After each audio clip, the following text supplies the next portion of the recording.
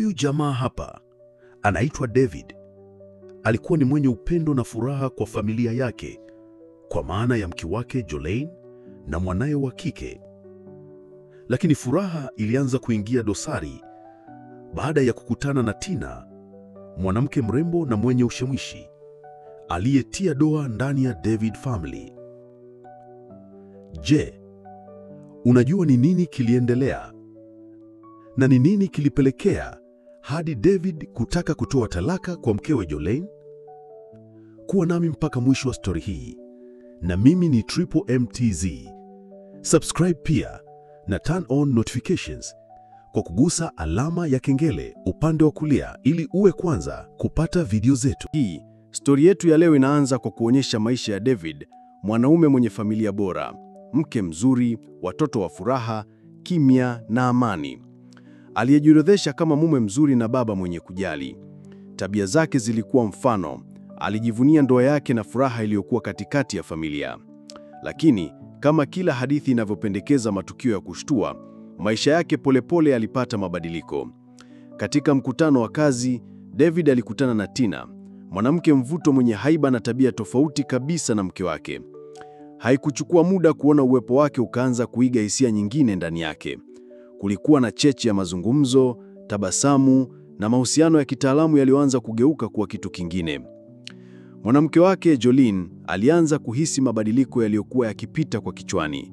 Ilihisi huzuni na mkazo, lakini hakutaka kuwa mtuhumiwa. Alijaribu kumzungumza David, kuzungumza kuhusu shughuli za kazi na maisha, lakini yeye alikosa akili. Roho yake ilichukua njia nyingine. Usiku mmoja alipata simu kutoka kwa Tina. Ni pendekezo la kuhudhuria event maalum. David alikataa mwanzoni, lakini baadaye akakubali, akifikiria ni ya kibiashara tu.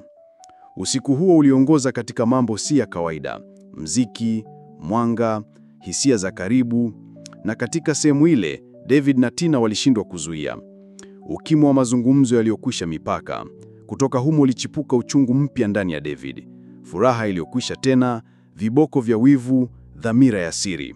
Siku zilizofuata zilikuwa vigumu. David aliondoka nyumbani kwa mapema, akipamperishwa kama mtu aliyepotea. Jolene alitazama kwa macho yaliyojaa hofu, akiwa na taarifa ya msimamo mume wake ulivyobadilika. Mahusiano ya David na Tina yaliendelea. Simu, miadi, siri. Yakumbatia ndoto mpya, lakini yalipeleka mbali kutoka kwenye maisha aliyokuwa nayo. Baada ya muda, Jolene hakuweza kuvumilia tena. Alimkata mume kwa maswali. Alimwambia asiruhusiwe tu kumtoa nyumbani. David, akiwa na hatia na msukuso wa ndani, hakutaka kuihujumu familia yake, lakini yeye mwenyewe alikuwa amevutwa sana kwa kitu kipya. Alikuwa analumbuka upendo wake wa zamani, orodha ya hisia nzuri ambazo forodha ya faragha iliunda. Alijikuta akilia usingizi. Kiasi cha ujio ya familia ya Tina kiliongeza drama. Rafiki yake Mark alimwambia kusimama. Tina mwenyewe alishutushwa kwa kuwa aliona kuwa David alikuwa na familia. Maendeleo hayo yalijaa masharti. Alifanya kikao kuu. Je, unataka kuendeleza hii kwa siri na kukosa uaminifu? David alitegemea kusema hapana, lakini moyo wake ulikataa kusema ukweli kamili.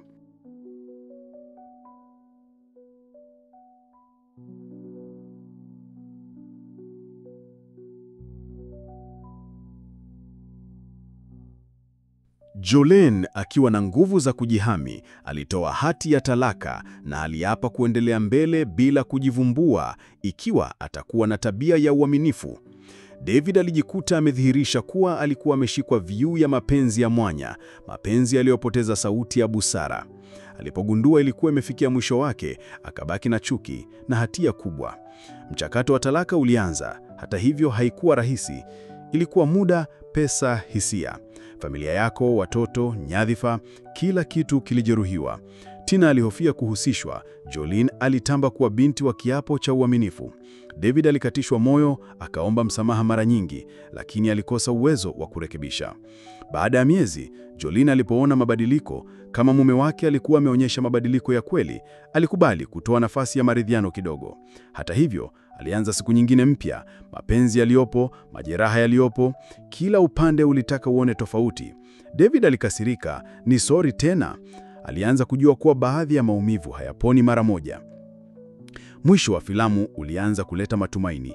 Jolene alimwambia David kwa sauti tulivu, tunaweza kumpata upya, lakini lazima tuwe wa kweli. Na David alifanya uwajibikaji. Kutoka sasa hakuna siri, kuanzia upya. Tina alipomba familia yake vile, wakisema ni too late to ask kuhusu mambo yaliyopita, lakini sio juu ya maisha ya kesho. Ikiwa tunajibu, ni juu ya njia tunayotoa mbele. Filamu ilimaliza kwa picha ya David akiwa pamoja na Jolene na watoto kwenye bustani, wakiwa wamepata amani kidogo. Hawawezi kubadilia yaliyopita, lakini wameamua kukabiliana nao pamoja. Na hii ni Moyo Review. Usisahau kusubscribe channel yetu, pia turn on notifications kwa kugusa alama ya kengele upande wa kulia ili uwe wa kwanza kupata video zetu.